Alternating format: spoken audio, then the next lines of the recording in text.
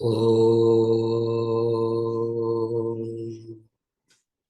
Om Sahana Bhavatu Sahanau Bhunaktu Sahaviryam Karavavahai Tejasvinavaditamastu ma Vishavahai. Om Shanti Shanti Shanti.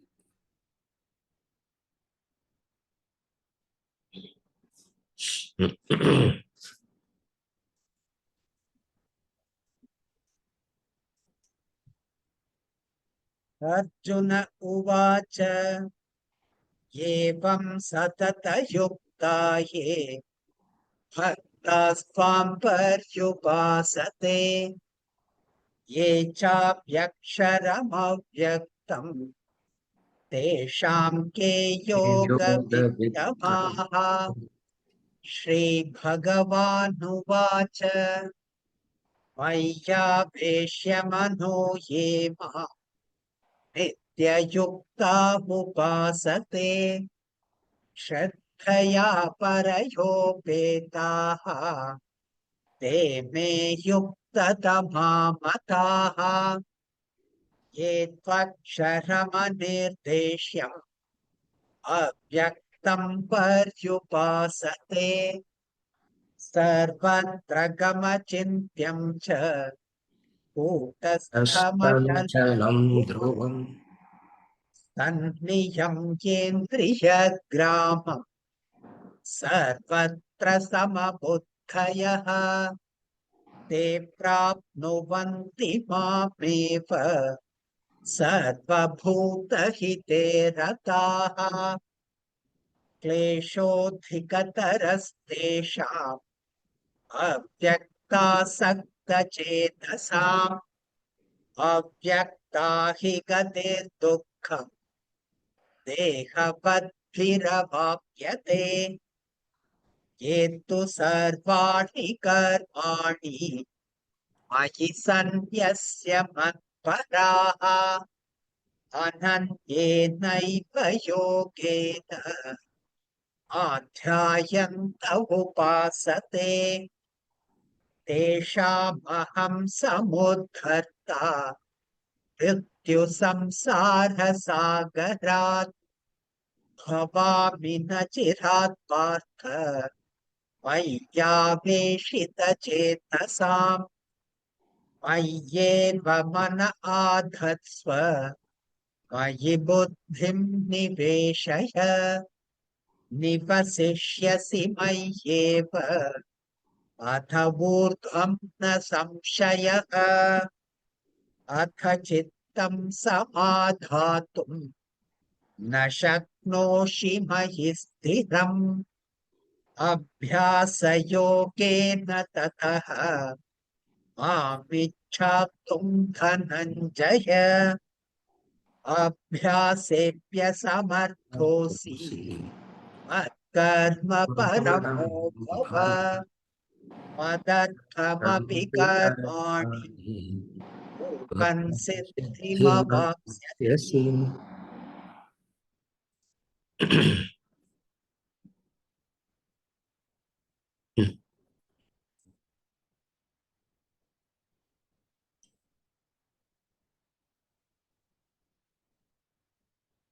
Context. In dharana, you are supposed to stop all other activities to concentrate for a period of time on one thing. The definition of meditation is the art of focusing on a single thought to the exclusion of all other thoughts under the supervision of the intellect. Question. Is dharana and typical meditation the same or different? Is dharana done closed eyes? Should we at our level of evolution practice dharana? How? Is dharana and typical meditation the same or different? Answer. What is meant by typical meditation is silencing the mind, quietening the mind. Here, we have told this very clearly in Vedantic dharana, which you can call it as meditation, He is not silencing the mind. He is not quietening the mind. It is replacing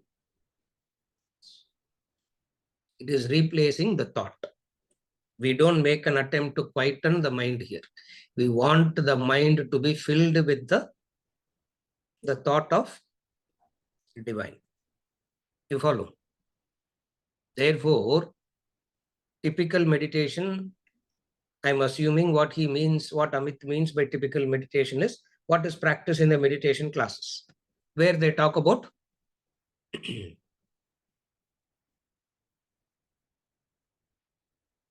quietening the mind and enjoying the silence. Quietening the mind and getting quietening the mind and dissolving in the silence. Correct? Typical meditation means that. Now, we don't talk about meditation in the Vedanta, doesn't talk about meditation like that, because there is no quietening there is no point of, we don't make an effort to silence the mind, quieten the mind, because there's no spiritual benefit that comes out of it. Whatever we want to do here, we want to look at only from one angle. What is the only angle that we want to look into it? What is the spiritual benefit that you get? What is the spiritual benefit by quietening the mind? Is there any spiritual benefit by quietening the mind? There's no spiritual benefit by quietening the mind. It's a temporary relief. Now we are not looking at that. Therefore, dharana and typical meditation are two opposite entities. Number two, typical meditation is not recommended at all in the typical meditation is not at all recommended. In Vedanta, we don't recommend that meditation at all. Should it be done with closed eyes or open eye? Start with open eye first. And then if we mature, we can get into the closed eye. Because the moment your eyes close, thoughts travel very fast. You keep your eyes open to that extent you can focus on what you are seeing. Are you able to follow what I'm saying? When your eyes are open, there is something in front. You can focus. Temporarily, at least, there will be a focus when the eyes are open. That's why even in japa, we will not go to manasa japa straight away. We will not say with your eyes closed, mentally chant. All is drama, that is. Nothing can happen out of it. Therefore, what is the right way? Open your eyes, keep a murti in front and chant. Chant loud. And then slowly, it takes a lot of practice for it to get to that. It takes a lot of practice to go to that state. Why it takes a lot of practice to go to that state? Because it's very simple. Whenever we come to Vedanta or whenever we go to God, the worldly problems comes first. Longing for divine doesn't come. The problems always comes first. What is the problem? Whatever be the problem, it is that which comes first. The divine doesn't come at all. Therefore, what do we need to do? Create an affinity to divine first. To long for it, you must have an affinity first. And how would you create an affinity?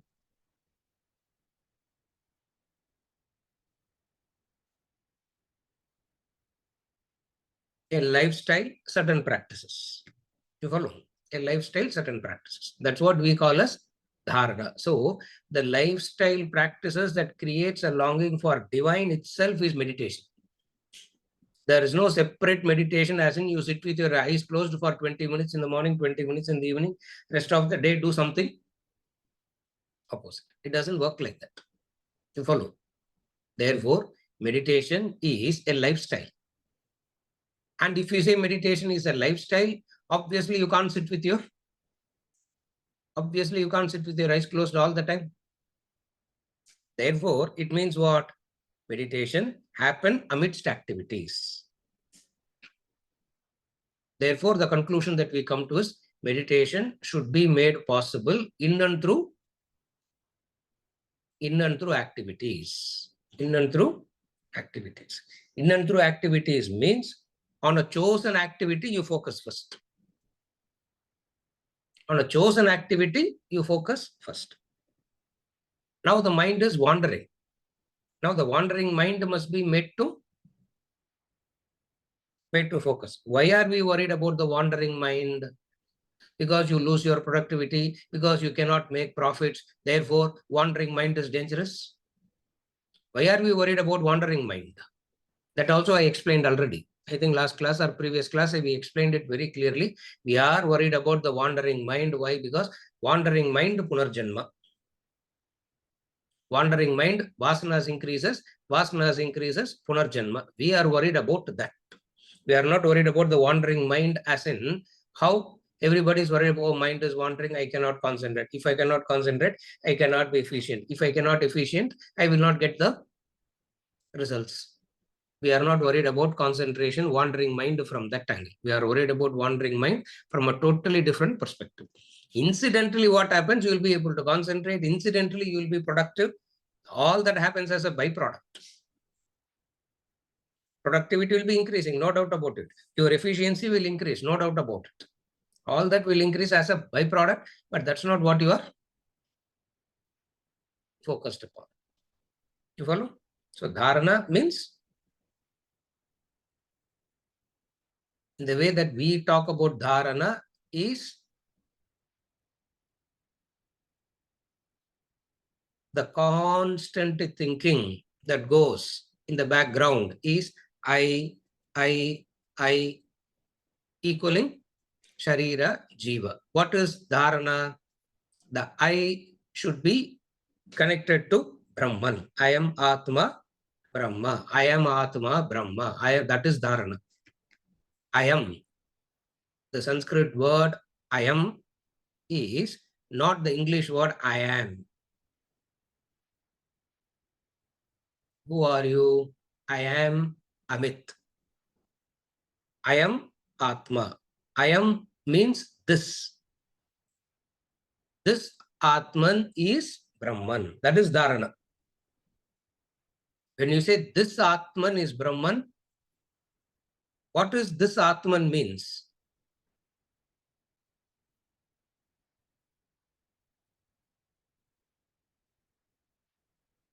You are not saying Amit is Brahman. Amit is not Brahman. Then what is this Atman is Brahman? What do you mean by saying this Atman is Brahman? I am Atma Brahma. I am Atma Brahma. What does it mean? I am Atma Brahma. This Atman is Brahman means the enlivening factor that is me is the enlivening factor that is enlivening everything. The enlivening factor that is me enlivening the Shariram is the enlivening factor that is enlivening the totality. So, pot space is total space. Pot space is total space is dharana. Remember that. Because it is limited to a pot, it looks like pot space. Actually, there is no pot space. There is only space. So, I am Atma Brahma. Dharana means you are not saying you are Brahman. You are not Brahman. You are Sharira. Right now, who are you? If I ask, you should say, I don't know. Supposing if I ask you, who are you? What should you say? At least in this classroom, you should say, I don't know. Please tell me who I am. You should say that. In the outside, when people ask you who you are, outside when people ask who you are, don't say, I don't know. Yeah. Pretend as though something.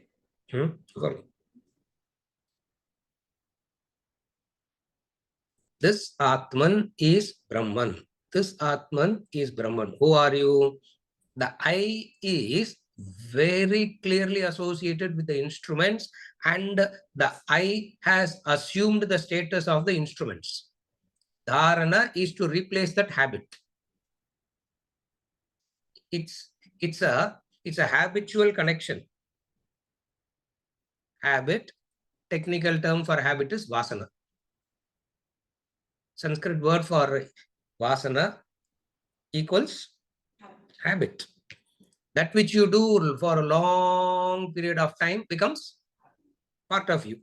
Now, what has become a habit in you? Different shariras you will take, but whatsoever sharira you take, you will identify with that. So, identification is with that particular sharira? No. Identification is not with that particular sharira. Whatsoever you identify, whatsoever you are, you will start calling it as I. So this I and mine is the habit. In dharana, what are we trying to change? We are trying to change the habit.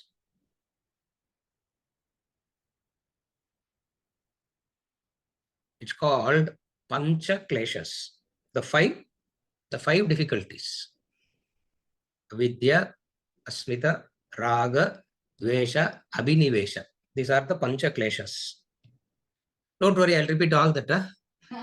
Sir, now I'll repeat all that. I have memorized, so from the memory, so unless I say it so fast, I will forget. Yeah, because I'm like the school child, so don't interrupt.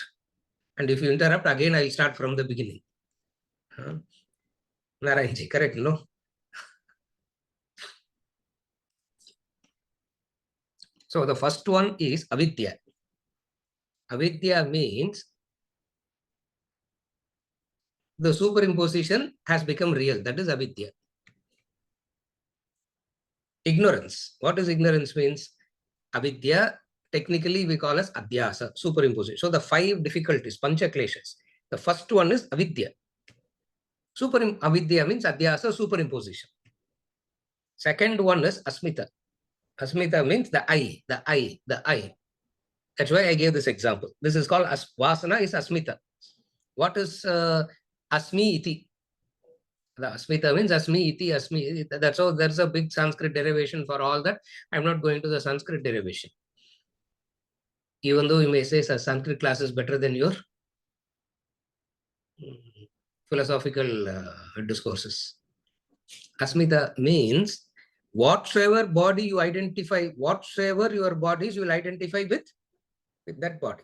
That's the klesha, that's the klesha, that's the vasana, that's the habit. Now, what you are supposed to do at the Karma Yoga, by the Dharmic and Karma Yoga lifestyle, you have developed an intellectual capacity to penetratively look into it. With that penetrative capacity, when you are looking into it, you are segregating the two. What have you segregated? Atma and Atma segregation has happened. Matter and spirit segregation has happened. Having separated the matter and the spirit, what are you supposed to do now? Which is dharana? I am Atma, Brahma. I am Atma, Brahma. I am Atma, Brahma. Are you able to follow? This is how it goes sequentially. So at our level of evolution, what should you do? Like a story, listen to all this in the classroom. It's a very good story. Every week we will come up with one story. Very good story we will get. That's all. Are you able to follow? Asmita. Raga, dvesha. That we know already. Raga means desperately wanting something. Dvesha means desperately wanting to get rid of something. Again, raga, dvesha is desperation. First one is adhyasa. Second one is the I. The constant identification with wherever you go. Yeah. You go to America, in three months, you will start talking with an American accent. That's a habitual vasana. Wherever you go, you will attach yourself to that. It's a long habit. So wherever you go, you will want to get attached to yourself to that. It's a habit that you have developed, which is the vasana. Now, in dharana, in I am Atma Brahma, we are only making an attempt to stop that habitual connection. Very difficult to connect to the I am Atma Brahma, but there it is very easy to connect. The fourth, 3 and 4, raga and dvesha, desperation. Raga is a desperation, dvesha is another desperation. Raga means desperation of wanting something. Dvesha means desperation with which you want to eliminate something, get rid of it. You want it by garlanding it, you want to eliminate it by stabbing it. Whether you are garlanding or stabbing doesn't make any difference. Desperation is the problem. You understand Raga Dvesha means? The fifth one is Abhinivesha. Abhinivesha means that instinctive, strong attachment to living. Somehow Sharira should exist. Somehow they should exist. At least, sir, next Janma I'll get a good body, no? At least in the next Janma I'll get a good Sharira, no? In this Janma I got all bad Sharira, sir. I don't know. Maybe my Prarabdha Karma, all wrong things I did, I got a bad Sharira. At least in next Janma I'll get a good Sharira, no? This is called attachment to living. Somehow I want to exist. Exist as an ahankara. Exist as what? Not exist as part of the totality. Exist as an individuality. Ahamkara. Are you able to follow? In Shravana, Manana, Karma, Bhakti Yoga, you have studied all this.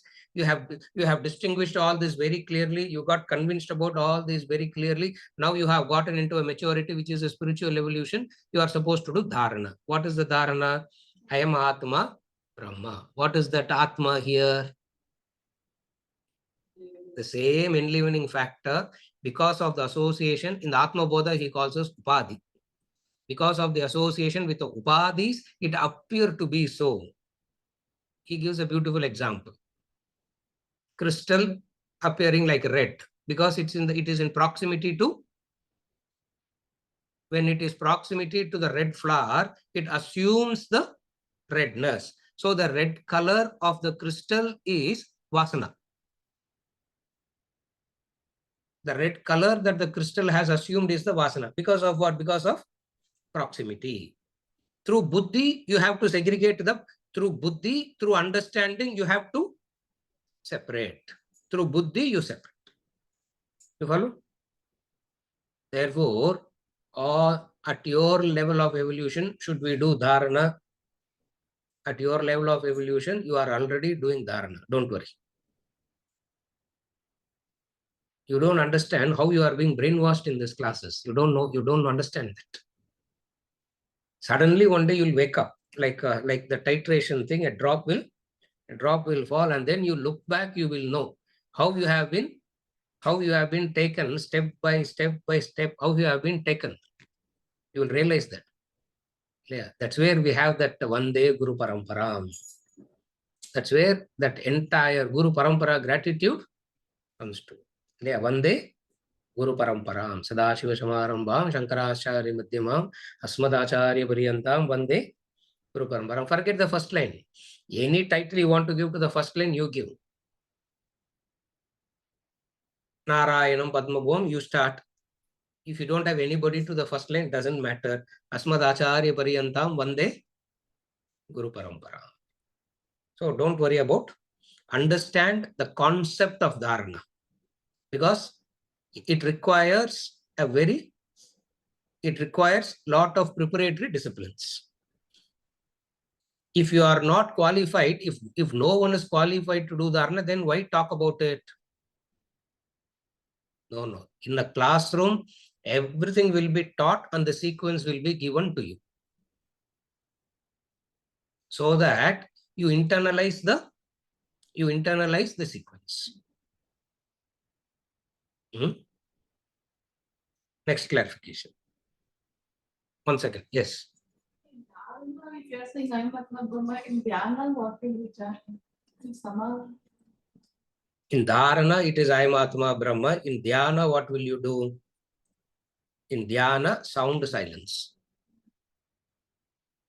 That's why we don't even talk about Dhyana at all. Meditation is sound silence. So Matra, Amatra. Forget, we are not even discussing that. Sound and Matra, Amatra. You are not focusing on the silence, or you cannot focus on the silence, because according to you, silence is absence of sound. All of you stop making noises, silence comes, huh?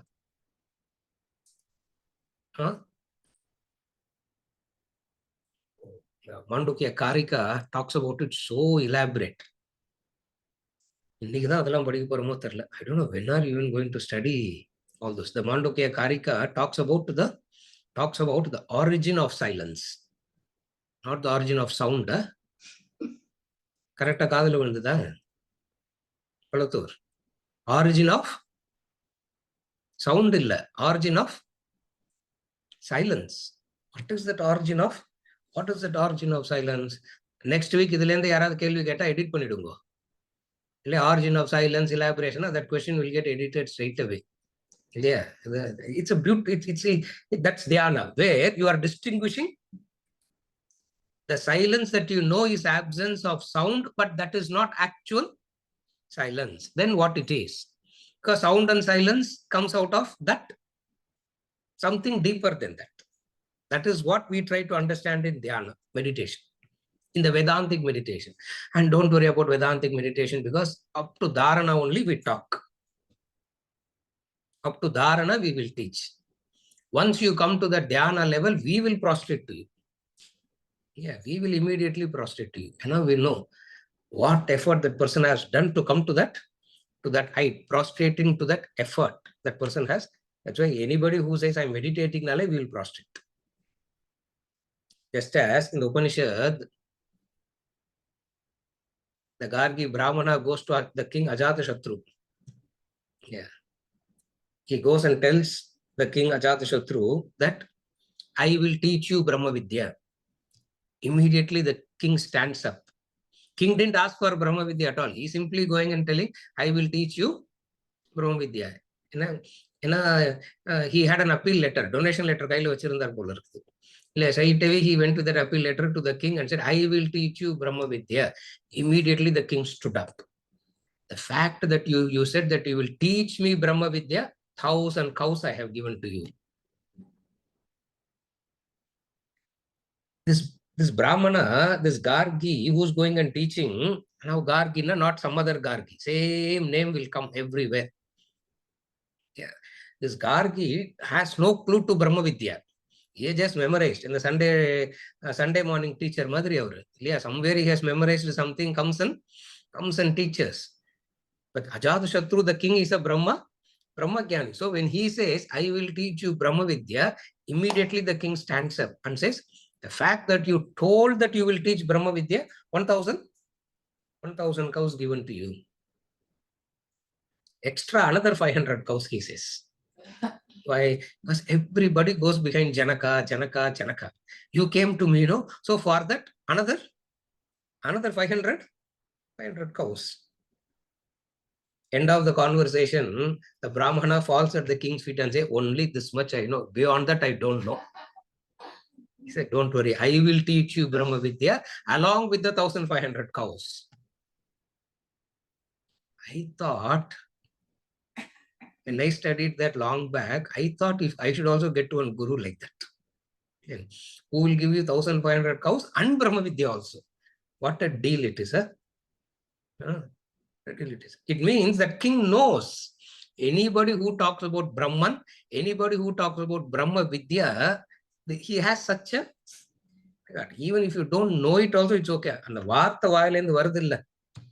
Brahma Vidya and Vartha comes out of your mouth, no. For that you are. Based on that, Dharma Shastra evolves a formula. Based on this, Dharma Shastra evolved a formula. What is the formula Dharma Shastra evolved? When all other subjects will give you result after you pass.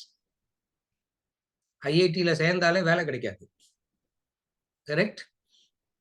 You join first day, you join IIT. Will you become a CEO? You will not get the job.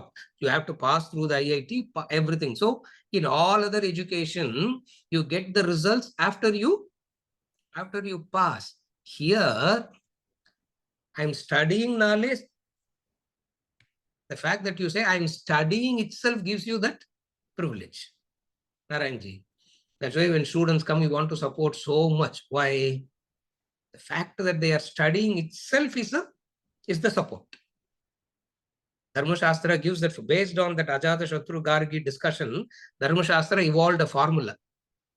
What is the formula? The fact that they are saying Brahma Vidya itself needs to be worshipped. In this classroom, we have that in this classroom, or in this classroom means wherever there is Vedantic classroom, this will be the approach. And when we teach thoroughly. We don't say you are not fit for this, therefore you will not be taught. It will be said, this is how it should happen, but don't try to practice it, understand it. Don't try to practice it, but understand it. So yeah, next clarification.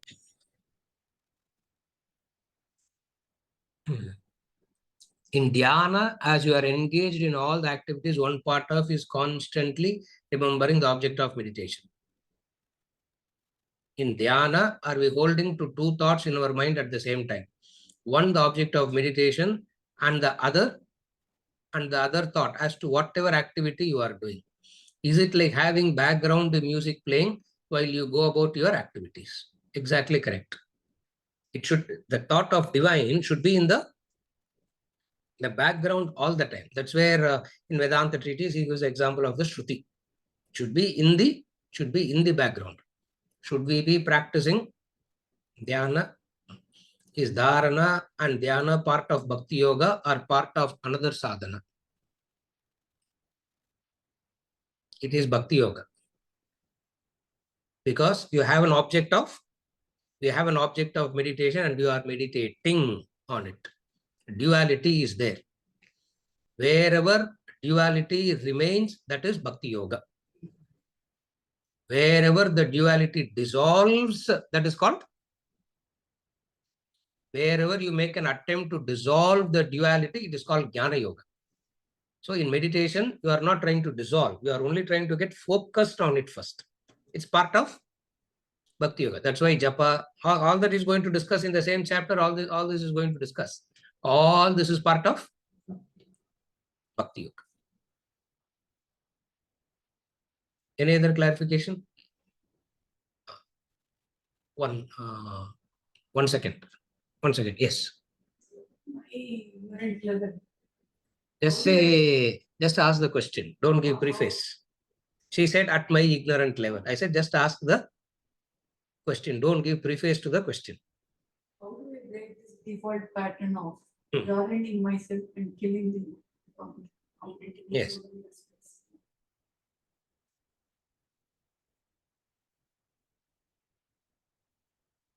How does one stop garlanding oneself? Self-praising, garlanding oneself. What she's asking is, how do I stop being egoistic? She's asking, how do I stop being egoistic? You cannot stop being egoistic. You can replace it with activities. You cannot stop being egoistic because who's making an attempt to be not egoistic? The ego is making an attempt to be not egoistic. How is it possible? Therefore, what can be done is replace. Replace it with activities. Replace it with activities. What is activity? Dharmic life, karma yoga. These are all the activities that which you have to replace, by which the ego dissolves. You follow? Ego dissolves because of that, not by anything else. You cannot dissolve the ego directly, because who's making an attempt to dissolve the ego?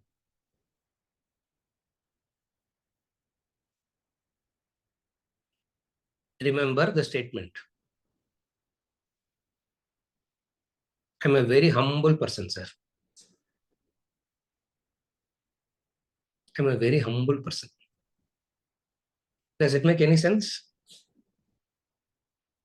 Nobody can be as humble. The most egoistic, arrogant statement the human being can make is what? I am very humble. Is the most egoistic statement. Are you able to follow?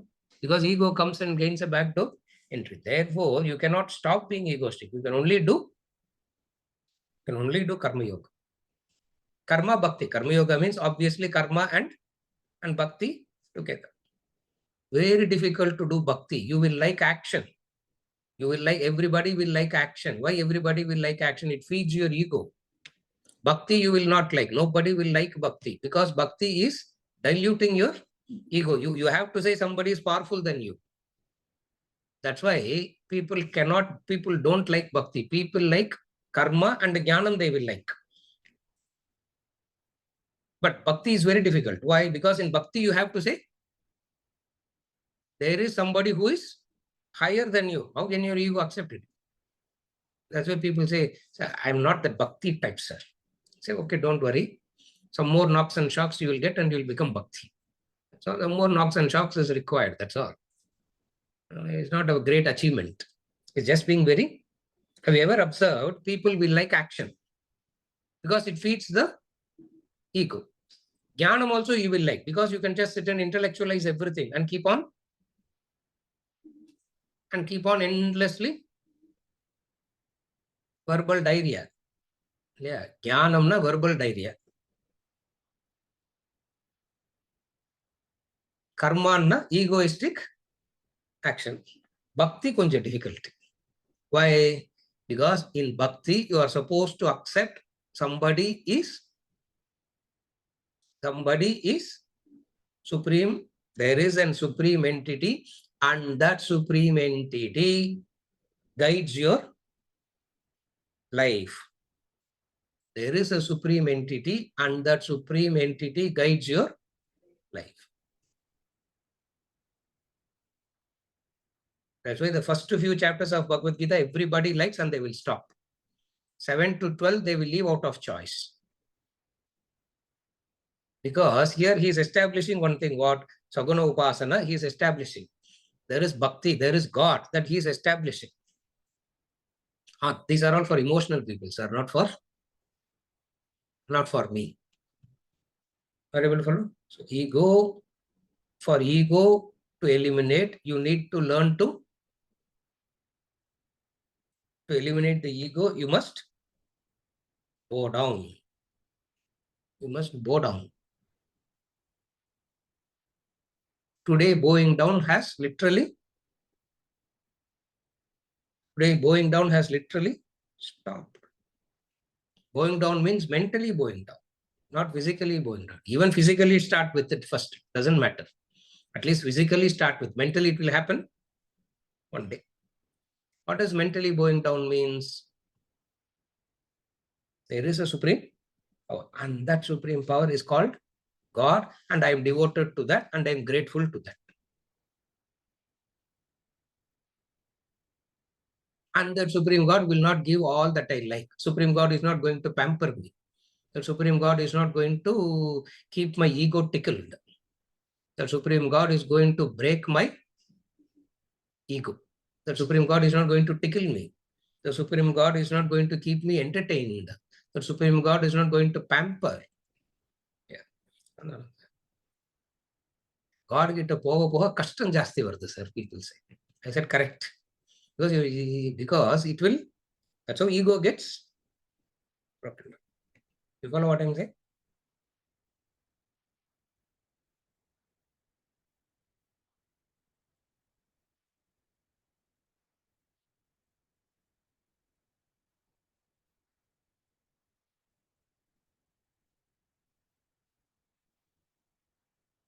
Context, Bhagavad Gita, chapter 12, verse number 4. Hierarchy of relationships is our creation and these limitations do not exist in creation. In creation, it is only divine. These limitations of identifications are because of our dvesha. The hierarchy is dependent on the boundary of affection I have in my head. It is these limitations I have to transcend. Correct.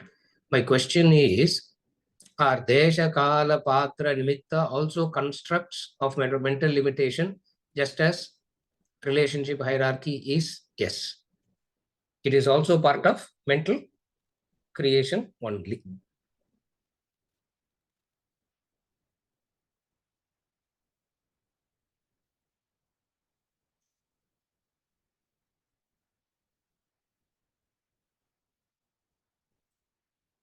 If we compare this to the classic Vedantic analogy of pot space and total space, then desha, kala, patra, nimitta may be seen as characteristics of spot space, limited contextual conditioned appearances.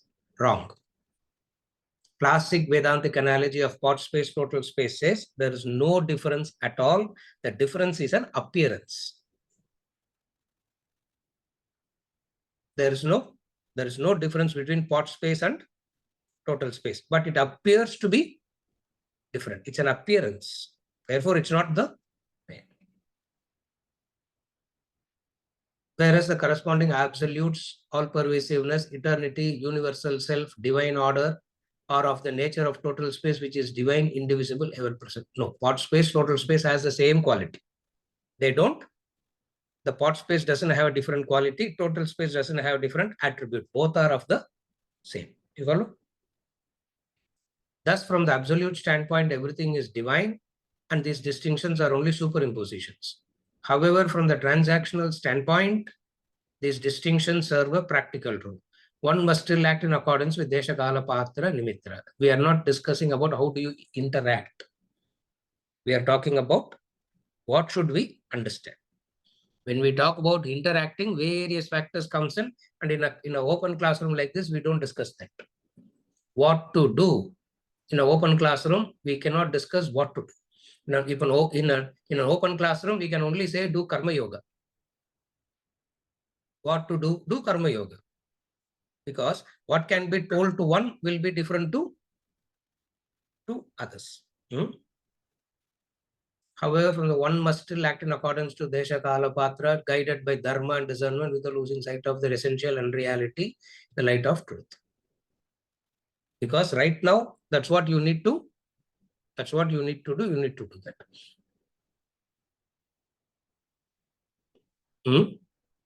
சரியா?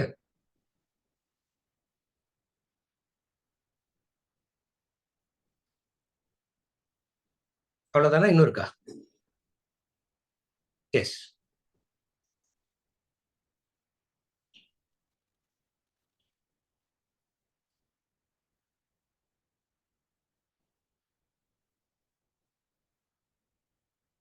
In Vedanta, there is no meditative state like thoughtlessness. There is only thought transfer. While you could train your mind to get into a temporary thoughtless state, once you come out of the thoughtless state of meditation, your personality will still be the same and there is no spiritual transformation. Correct. Just getting into deep sleep is a faster way of becoming thoughtless. The concept of a thought-free or thoughtless state is Buddhist in nature. Correct. In the discussion of Dharana, Dhyana, Samadhi, I heard that Samadhi is when there is no thought. When all thought ceases, Samadhi happens.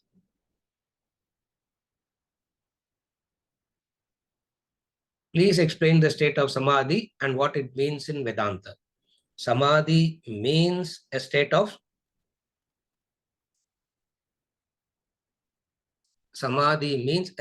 no ego. In Vedantic sense, Samadhi is not thoughtlessness. Samadhi means a state of no ego. Number 2, Samadhi is indescribable, non-understandable. If you can understand Samadhi, you can understand enlightenment. If you can understand enlightenment, you can understand God. All this are anirvachaniyam. It cannot be described howsoever it is. Whatsoever, it cannot be described at all. Next clarification. In Vedanta, is getting into a thought-free state a practice for spiritual evolution, or there is only the practice of thought transference? I covered already. It is only the practice of thought transference. Number 3. What happens when a self-realized person goes into Samadhi? For example, Ramakrishna Paramahansa was already self-realized. So what different does he do in Samadhi? Self-realization is not going into Samadhi. Self-realization, Amit, is not Saravana Bhavan. You go have one coffee and get out. Go have one tea and get out. What is self-realization?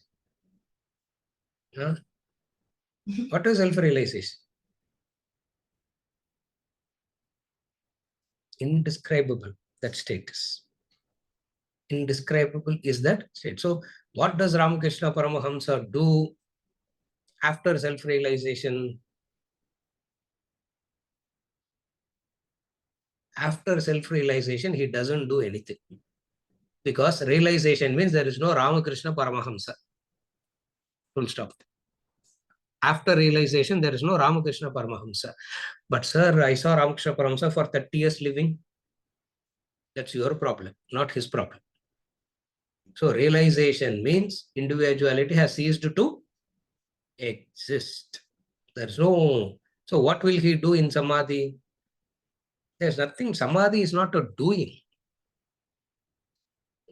All questions we ask in terms of action, choice. Why? Because we can't think of anything outside of that. Have we observed all your questions will be about doing, doing, doing? Because we cannot conceive of anything. Action will produce a result, sir. Where is the problem? So what will he do in Samadhi? Samadhi is not a doing. You don't do anything in Samadhi. Because Samadhi itself is not doing. Samadhi is a totally... Samadhi, I'm equating it to self-realized state. There are different meanings to the word Samadhi. Yeah. One meaning of the word Samadhi is graveyard. Correct? One meaning of the word Samadhi is graveyard. Samadhi Veshtanga, we will say. Clear? Samadhi Veshtanga, Madras Bhashale in Artham. Kolatur. He is enlightened. He is dead in Artham. He is dead and buried. Burial ground is called Samadhi. Another meaning of the word Samadhi, Samadhi, equanimity. In the second chapter, Siddha Prajna, he uses in the context of Samadhi, equanimity. Still, it is spoken from the angle of an instrument to motivate. Another meaning to the word Samadhi, enlightenment. That is beyond description. So the first, the Samadhi as in burial ground, we are not discussing.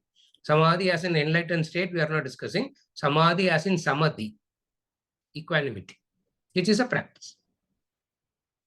Development of intellect, Samadhi.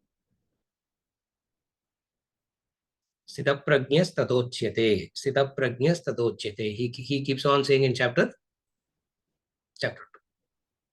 Next clarification.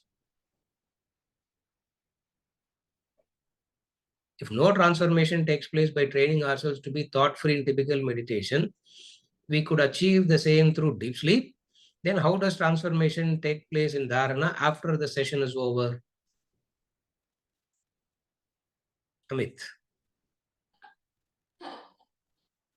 You don't get out of dharana. You lose dharana.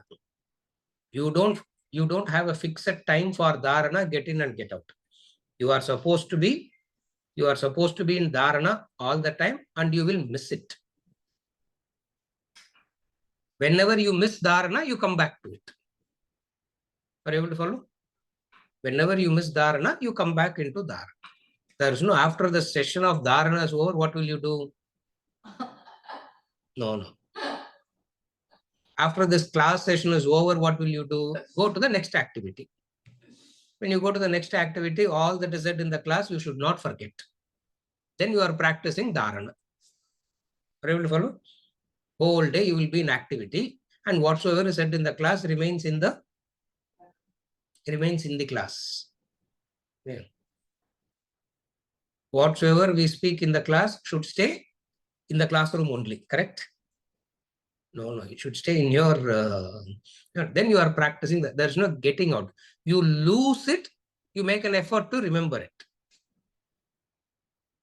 Remember. Isavasya Upanishad gives a beautiful practice. Smara, remember. Because you tend to forget. You'll tend to forget. Yeah. Next one. Over, huh? Okay. The state of... What chapter படிக்கிறோம்? Bhakti Yoga. Verse number 5 படிச்சிட்டோமா? Huh?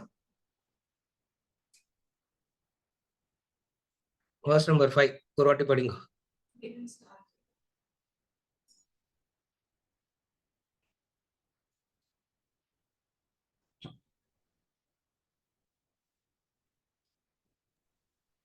क्लेशोऽधिकतरस्तेषाम् अव्यक्तासक्तचेतसाम् अव्यक्ता हि गतिर्दुःखम् देहवद्भिरवाप्यते क्लेशोऽधिकतरस्तेषाम् अव्यक्तासक्तचेतसाम् अव्यक्ता हि गतिर्दुःखम् देहवद्भिरवाप्यते. Greater is their difficulty whose minds are set on the unmanifest. For the goal, the unmanifest is hard for the embodied to reach. Greater is their difficulty whose minds are set on the unmanifest. For the goal, the unmanifest is hard for the embodied to reach. Avyakta gatihi. இல்லையா கத்தியில தான் போன வாரம் விட்டோம். Isn't it? We left in the gati last week. Avyakta hi gatir dukkham.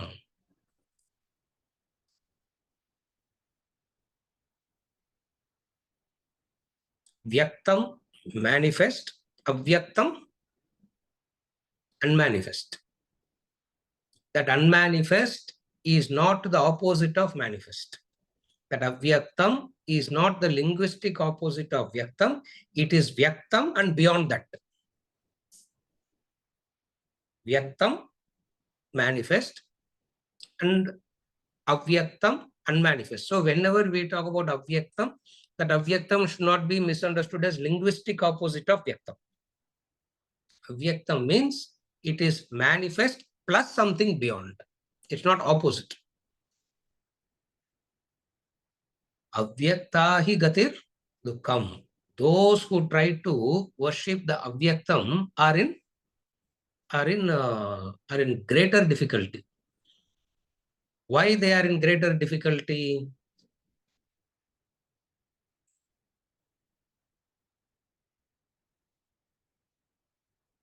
If you have not seen Vishwarupa, Vyaktam, how can you go to Avyaktam? Seeing Vishwarupa itself is difficult. If you have not seen Vishwarupa, how can you go to Avyaktam? Therefore, he says Avyaktam is very difficult. Let us worry about Vyaktam. Therefore, rest of the chapters is going to talk about Saguna Upasana only and the practices of Saguna. He is not going to talk about Nirguna at all. 7 to 12 itself. Whenever we started chapter 7, when we did the introduction, I said it's a long introduction we gave for the second 6. In that introduction, I said when we go to chapter 12, we will connect to something. What is the connection? Half an hour முன்னாடி சொன்னதே we are not able to connect. What you said half an hour before we are not able to connect. How are we to remember what you gave an introduction to chapter 7? From chapter 7 to chapter 12, it is about bhakti and bhakti in terms of saguna, not bhakti in terms of nirguna. That saguna itself he is dividing into 2. One is the devata, the murti, another is the Vishwarupa. That bhakti itself is divided into 2. One is the devata, the murti, another is Vishwarupa. So here we are going to talk about Vishwarupa, the murti, the Vishwarupa, and everything beyond. So what is chapter Kleshaha? Kleshaha? Pancha Klesha, I said no. That's where I was correct. Kleshaha. The word Klesha means difficulty, confusion. Difficulty is because the mind cannot stay there. Very difficult for the mind to stay on God. Why it is very difficult for the mind to stay on God, which is what I said before also. It is very difficult to stay on God because it is in relation to God, everything is adrishta by nature. Wealth protecting you is drishta protection. Family protecting you is drishta protection. God protecting you is adrishta. We don't even know whether it is, first of all, whether there is God also we don't know. Even if there is something called God, will that God protect?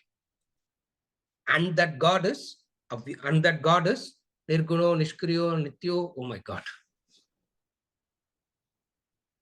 Greater is their difficulty. When he says greater is their difficulty, what he means is for the unprepared ones. He is not saying formless worship is better. Remember that. Remember that. Formless worship is better. That comparison itself is wrong. We have seen that already. Correct?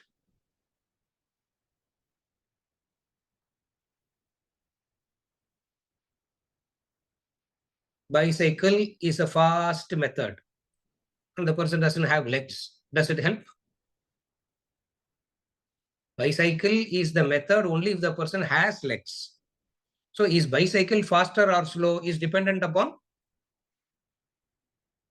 Correct?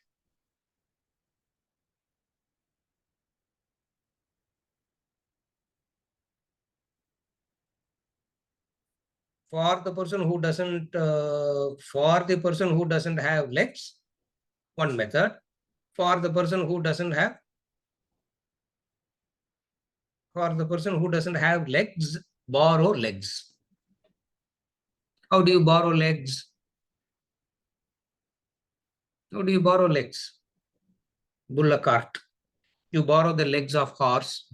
You borrow the legs of bullock cart. Now we don't borrow the legs of horse and bullock cart, but we call the car as horsepower, isn't it? We call them as horsepower because we were still borrowing the legs. We still borrow the legs only. We need to. Correct? Bullock cart is faster for the one who doesn't have legs. Cycle is faster to the one who has legs. Both are useless if the person wants to climb the mountain. Ram Subramanian. Both are useless. With the bullock cart, you can't climb the mountain. With the bicycle, you can't climb the mountain. If you want to climb the mountain, both are useless. For something else becomes. Therefore, comparison doesn't make any. So, therefore, when he says, Kleshaha, it is difficult. He is not talking about the comparison of form and formless worship in comparing which is better.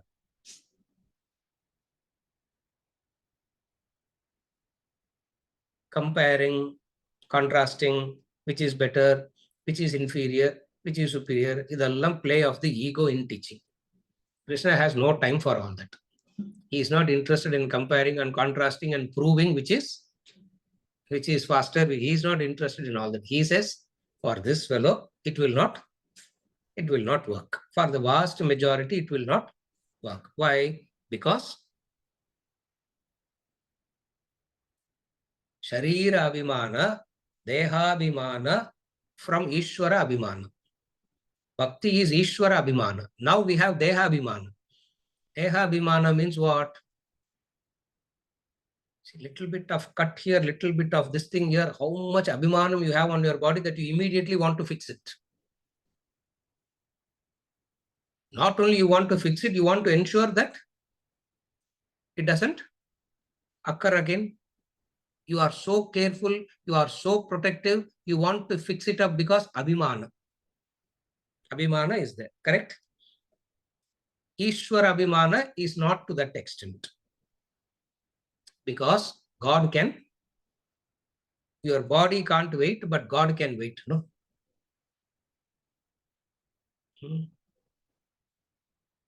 Your body can't wait. Immediately you have to attend to it. But God can. God can wait. For this kind of mental attitude, avyaktam is difficult. That's all he said. For this kind of people, avyaktam is difficult. And Arjuna, you definitely belong to the category of one. Second, difficult because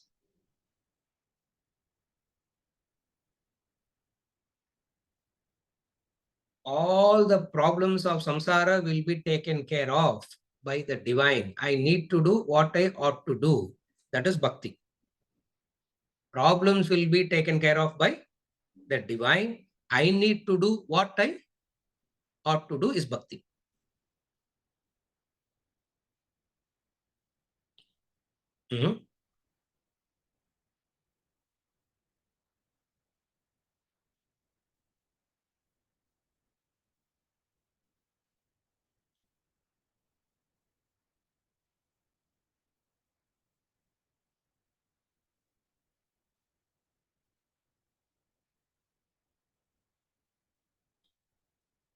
Samsaric problems. Problems of samsara. What is the problem of samsara?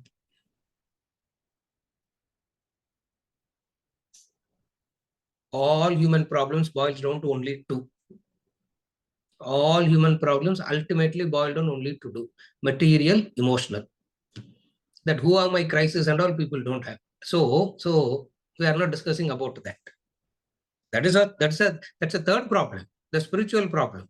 The spiritual problem of who am I? Yeah.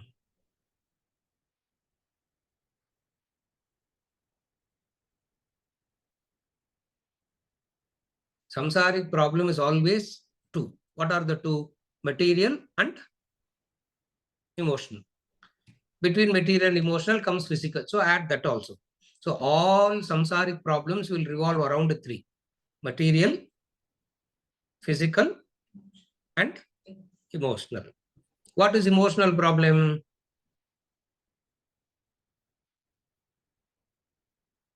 What is emotional problem? Emotional problem is very simple. I am not having a single slave around me.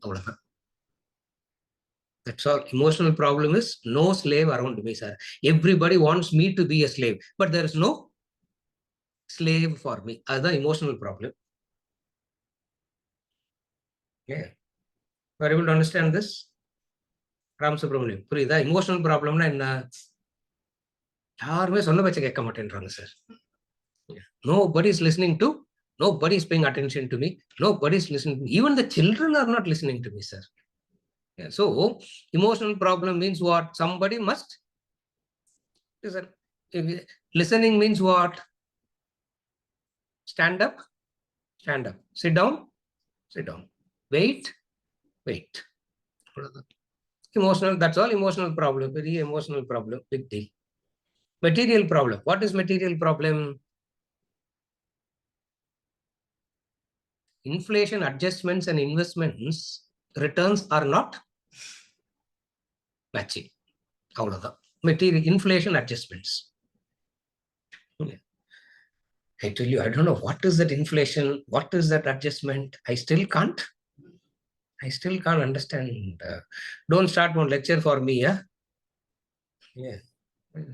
That inflation adjustment and that investment returns versus inflation, sir. Material always material problem. Inflation or investment, I don't know. But always illa sir. Illa. We don't have, we never feel surplus where I feel I can share as the material problem. You never feel that you have surplus. You always feel you are shortage. Yeah, as the material problem. What is not a material? You have, you always feel you have surplus to share. So material problem always falling short.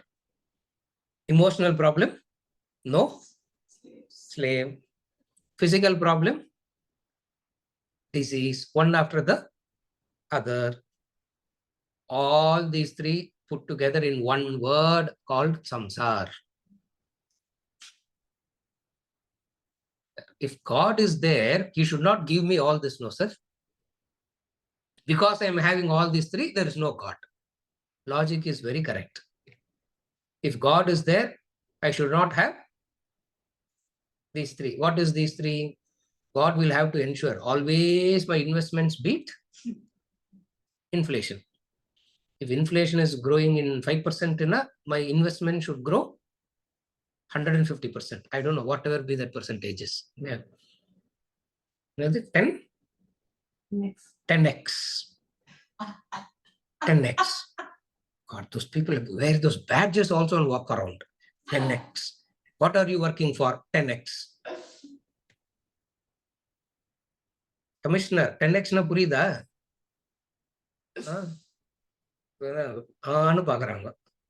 Ravi, you know what is 10x means? You also don't know what is 10x. I know Narayanji knows what is 10x. Amit is a master in 10x. Ram Subramaniam, 10x na theriyuma? ஒரு ரூபா போட்டா 10 ரூபா கிடைக்கணும். That is called 10x. Gambling la kuda even Las Vegas can't give you that. Even if you go there also, I don't know where how you can get other material. Samsara it is always, it will be always that person will feel that is short. And vasana becomes so strong that you'll always feel you are short. Habitually you will start believing the apurnam. The apurnam. Opposite of that is what? Yeah, he's taking care. No. Who's taking care? Who's taking care? Who's protecting? The divine is protecting. Dharma is protecting. Divine is protecting. Therefore, you always feel full, supported, surplus.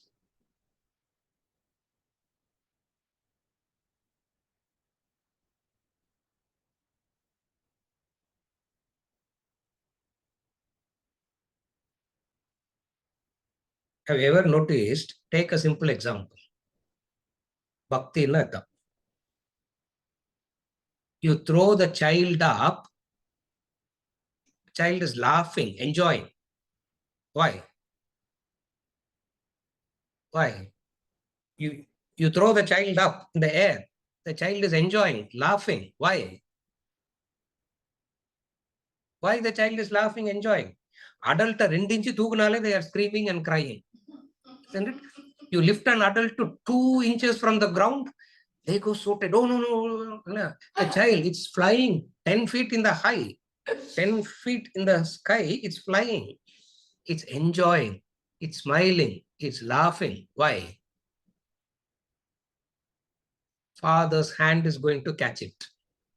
It's enjoying that. In the case of an adult, rombo buddhisali. Adults are wise. Yeah. Adults are so wise that they don't believe in. Yeah. Have you ever tried it out? Try it out. Try it out. Try and don't try. Literally don't try. Ask somebody else. Try and lift an adult off the ground. They will shake. They'll scream. Why? The safe that they feel protected. What is the protection? The father's hand is there to protect. Yeah. Bank balance is there to protect. Family is there to protect. I have a healthy body that will take care of me. Idalla no protection. This is samsara. Thinking that the bank balance is going to protect, thinking that your healthy body is going to protect, thinking that the parivar around is going to protect. All this is called samsara. First level is what? There is a God that will protect. Number 2, God will protect not according to your wisdom. I am worshipping God, sir, but ஒரு ப்ராப்ளமா கொடுத்துட்டு இருக்கிறார் எனக்கு. God will protect you according to whose wisdom? God's wisdom. Then only it is protection. If God has to protect you according to your wisdom,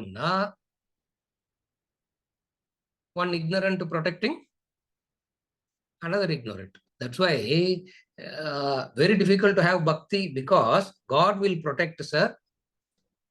According to whose wisdom God will protect you? According to your wisdom, God will protect you, or according to his wisdom, God will, his wisdom or her wisdom, we don't know. Yeah. Yeah. Because you have a preconceived notion of what is protection. What is your preconceived notion of protection? Material, physical, emotional. Either your preconceived notion of protection. So if anything happens to that, God is not protecting you.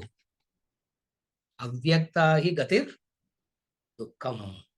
For these kind of human being, this worshipping that avyaktam is dukkam, it is. Dukkam, it is. Therefore, you need to be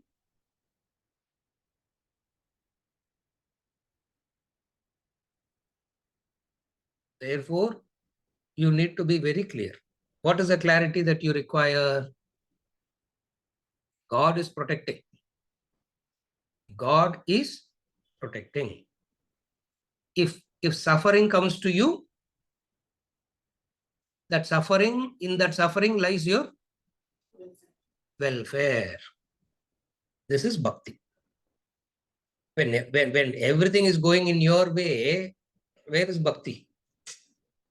Suffering comes, pain comes. But sir, God should not make his devotees suffer, no? God says you are suffering because you are not trusting me.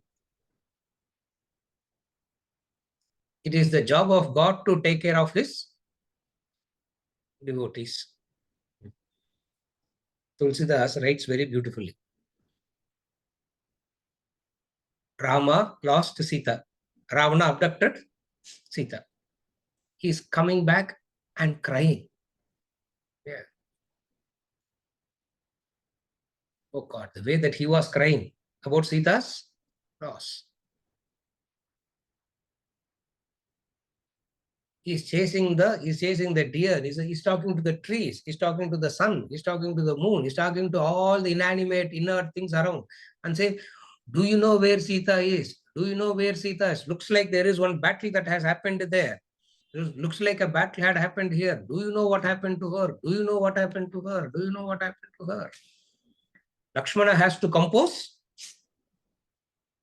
Rama. Lakshmana has to compose Rama and say, wait, Rama, why are you getting so excited? Wait, calm down, be objective. All the lectures that Rama has to give, Rama is getting. Parvati and Shiva saw that. Yeah, they saw that. And Parvati was getting very emotional about it. He says, see, poor man, he's suffering. No, you are devotee. Why can't you go on? Why don't you go and help him? To Shiva. Go and help him. And Ravana is your contact only, no? Yeah. Ravana is your contact. So all that you have to tell Ravana is what? Release Sita, and Sita will be released, and Rama will be happy. Your job is to keep your devotees happy. I don't know who decided God's job is to keep his devotees happy. We ourselves decide what God also should do. Adha ahankarathnuடைய height of ahankara is we tell God what God should do and not do. Shiva said, leave it. Shiva said, leave it. Don't, he's not like you. You drove me away because Shiva drove Parvati away. Yeah, you drove me away and you are happy. See, look at him. This is how you should be, huh? Because she is identifying with her past problems. Yeah. She is identifying with her past problems. And a very big political situation is brewing now. Yeah, a very big political situation is brewing now. And Shiva is telling Parvati, just stay quiet, Parvati. Just stay quiet. No, don't. No way, I'm going to help. You forget it. I can't rely on you. You are not at all dependent. I will go and say, I will go and protect Rama. And what she did, she took the form of Sita and stood in front of Rama. As soon as Parvati in the form of Sita came in front of Rama, Rama asked, how is Shiva doing? It stops. And then he continues to cry. Huh? Saumitra, you follow? In a split second, he asked, how is Shiva doing? And he started to cry. It means what? It means what? A greater vision, a greater perception. Bhakti requires that. Yeah. Avyakta hi gatir dukkham. Very difficult to be devoted to God because we can't trust God's wisdom and be devoted. Remember that bhakti is to have trust in the wisdom of God. That bhakti is very difficult because you will rely on your wisdom and God must support your wisdom. Yeah.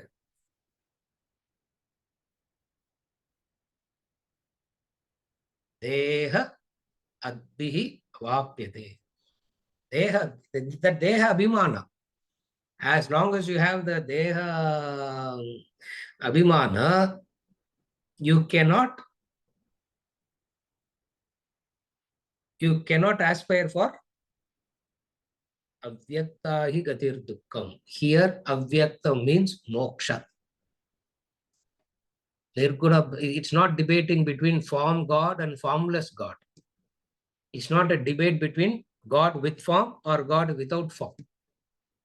Avyaktam means moksha here. Vyaktam means it is moksha. Very difficult for these people to attain moksha, he said.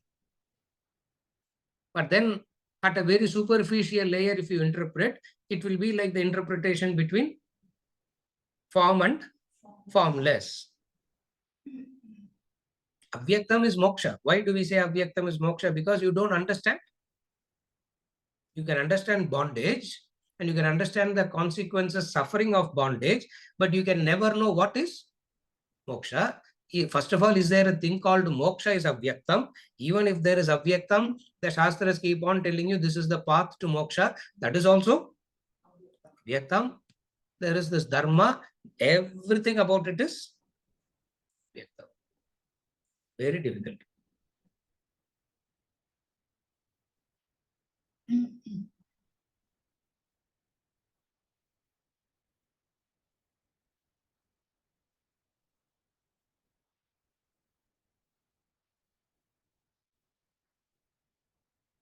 The moment we hear all this, the ego takes over and becomes greedy and wants to attain everything now only. Yeah, it will hear all this and it just becomes greedy. The same greediness comes to here also. And greed is not mumukshatva. People misunderstand greedy as mumukshatva. I want it now only, sir. All that I heard, how do I get it? Now only. How can you get it now only? When the vasa, when you don't have the habit of associating with God, you don't even have the habit of associating with God, and you are so fully caught up in the habit of associating with the ego. How can you attain moksha? Hearing the benefits of moksha, the mind just becomes greedy. So what is bhakti here? What is bhakti here? Bhakti means a conviction in the wisdom of the Supreme. What is conviction in the wisdom of the Supreme? Whatsoever happens is for good. Whatsoever happens is for good. For bhakti, shraddha is required. For shraddha, sadhana chatushtaya is required. Again, for bhakti, shraddha is required. Shraddha, bhakti, dhyana, yoga, davaihi. Correct? The Upanishad studied, no? Shraddha, bhakti, dhyana, yoga, avaihi. Ehi. Very soon you will get it. Shraddha. For bhakti, what is required? Shraddha. For Shraddha, what is required? Sadhana chatushtaya. And what is sadhana chatushtaya? Sadhana chatushtaya is the methods by which you associate with the divine. More and more and more you associate with the divine, more and more you will be.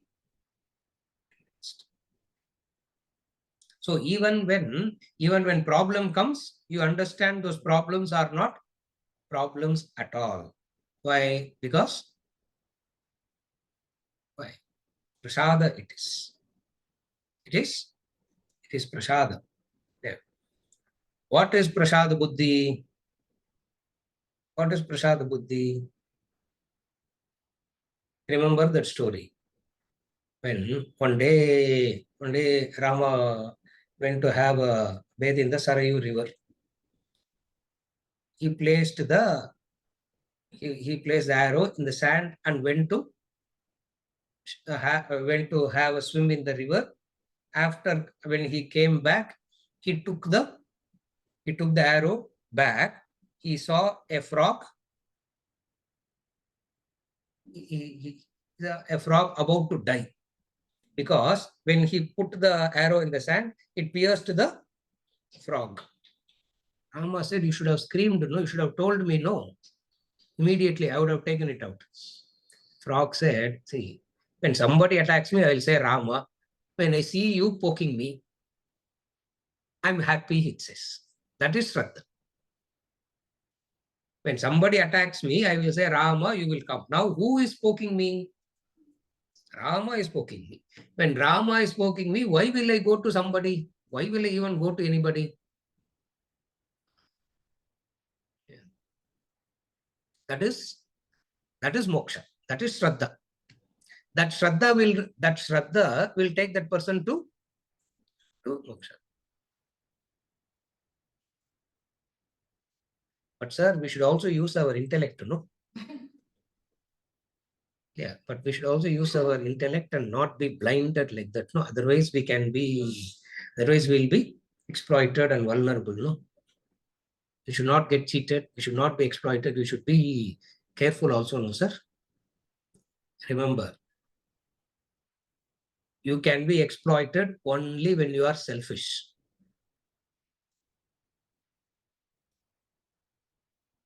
Again, formula adalla. When you are selfish, you will be exploited. You will be vulnerable, you will be exploited. Because selfishness means, remember yesterday, selfishness means available for a price, and that price will be given to you, you will be exploited. That is the problem. A bhakta cannot be exploited at all. A spiritual person cannot be exploited at all. He will not be vulnerable because there is no selfishness there. So who can be exploited? A selfish person can be exploited. If you have the fear of getting exploited, it means you are selfish. What to do then? Do sadhana chatushtaya, do shravana manana, sadhana chatushtaya. One day, mature, transcend that. Don't try to artificially practice it. Don't try to imitate all this. Are you able to follow now? Don't try to imitate. Don't try to practice. Transcend into it. What is it? You will be exploited when you are selfish. Now work backwards. Wherever you feel exploited, you have been selfish. No, sir, I am not selfish at all. I just got exploited. Nambi pona, sir. I trusted and went, I got exploited. I trusted, I went, I got exploited. You trusted. No, Shraddha oda boliye. You only trusted. You thought you had Shraddha. That's a blind. You went with some infatuation. And that infatuation you called as trust. Because an infatuation also will lead to trust. Correct? Remember that when you're infatuated also, it will look like you have trust. And infatuation will go away very soon. Very soon it will go away. When infatuation goes away, what will go away? Trust also goes away. So Shraddha went away, yeah. You never had Shraddha in the first place. Never had Shraddha in the first place. So remember, bhakti means to have conviction in the wisdom of the divine. What is wisdom of divine? Whatsoever I am, whatsoever I experience, whatsoever situation I am in, whatsoever comes in front of me, it is prasada. That is Shraddha. That's the child. That's the child. It's thrown up, laughing and smiling because it is so much convinced that father's hand will catch it. Correct? And it catches, no? Tulsidas says it very beautifully. When my father is there to take care, why do I have to worry? Yeah. When my father is there to take care, why do I have to worry? It's the father's problem. All that I have to do is what? Yeah. So much through. Children has to break. Expensive, non-expensive. Yeah, they will break. That's their job. What is because father is there too. That is Shraddha. And they will be taken care of. How they will be taken care of? According to the wisdom of divine. So bhakti means Shraddha in the wisdom of the divine. And what is wisdom of divine means?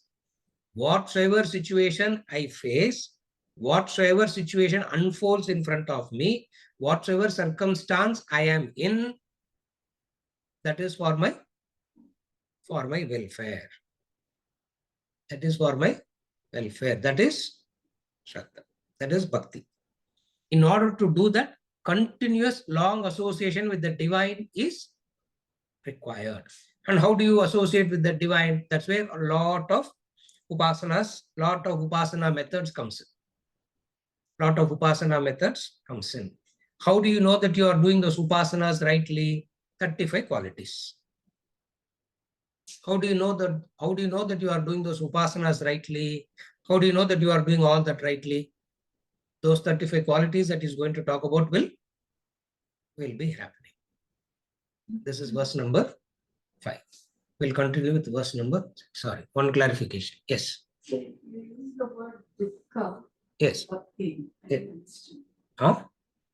You use the word dukkha to have bhakti. That context, I didn't understand the word dukkha. I'm not able to understand what she's asking. She's saying, I use the word dukkham in bhakti. What did I say?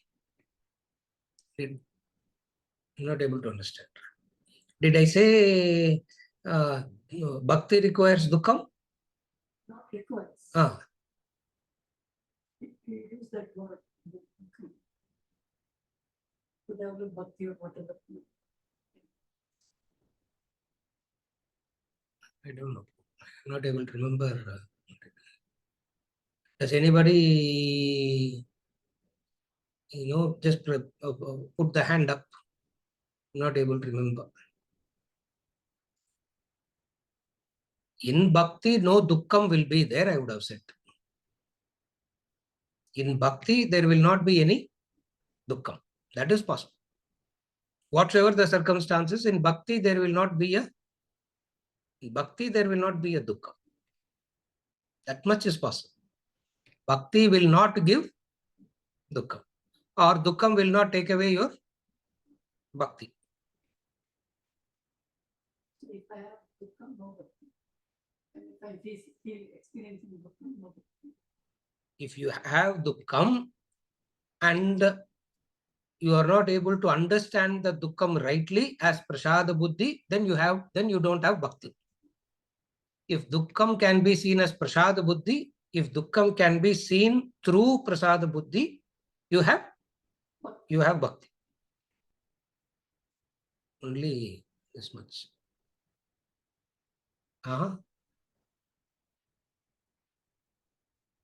Unmute பண்ணுங்க. I don't know what she wants to. Hariom sir, could it be because of the word gatir dukkham? Moksha is difficult for those who don't have Shraddha in the Avyaktam. I can't hear what Rajni ji is saying, but I think dukkham is reference to what is mentioned in the verse.